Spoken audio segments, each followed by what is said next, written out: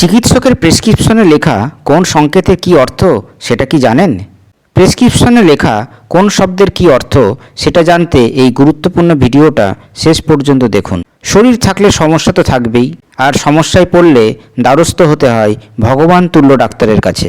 অসুখ বুঝে তাঁরা ওষুধ লিখে দেন প্রেসক্রিপশনে, আর সেই ওষুধ খেয়ে আমরা সুস্থ হয়ে উঠি। কিন্তু এই প্রেসক্রিপশনে এমন কিছু সাংকেতিক শব্দ থাকে যেটা জানাটা খুব দরকারি। ডাক্তারবাবু কী ধরনের ওষুধ লিখছেন সেটা বোঝার জন্য এই সাংকেতিক শব্দগুলোর অর্থ জানতে হবে।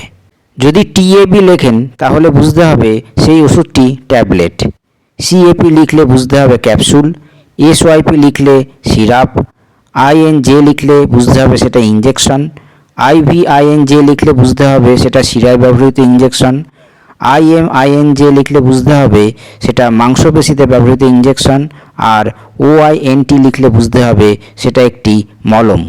ওষুধের ধরন তো বুঝলাম, কিন্তু সেই ওষুধটা কতবার খেতে হবে সেটা কি করে বুঝবো? যদি ওষুধের নামের পাশে ওডি লেখা থাকে তাহলে বুঝতে হবে দিনে একবার ওষুধটা খেতে হবে। যদি বিডিএস লেখা থাকে তাহলে বুঝতে হবে দিনে 2 বার খেতে হবে। যদি টিডিএস লেখা থাকে তাহলে বুঝতে হবে দিনে 3 বার ওই ওষুধটি খেতে হবে। আর যদি কিউটিডিএস লেখা থাকে তাহলে ওষুধটি দিনে 4 বার খেতে হবে। ওষুধের ধরন তো বুঝলাম, কতবার খেতে হবে সেটাও জানলাম, কিন্তু কখন খেতে হবে সেটা কি করে বুঝবো? যদি কোনো ওষুধের পাশে পিসি লেখা থাকে তাহলে বুঝতে হবে ওষুধটি খাওয়ার পরে খেতে হবে। যদি লেখা থাকে এইচএস তাহলে বুঝতে হবে ঘুমোতে যাওয়ার সময় খাওয়ার ওষুধ।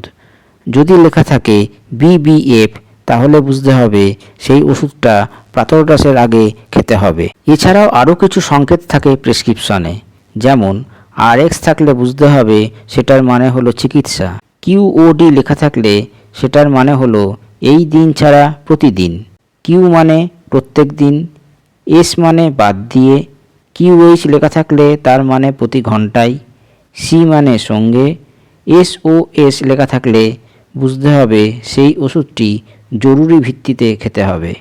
তবে এর বাইরেও বেশ কিছু জিনিস আমাদের মাথায় রাখতে হবে, যেমন 1 নম্বর ওষুধগুলি কতদিন খেতে বলা হয়েছে, 2 নম্বর কী টেস্ট দেওয়া হয়েছে, 3 নম্বর ফের কবে আসতে বলা হয়েছে।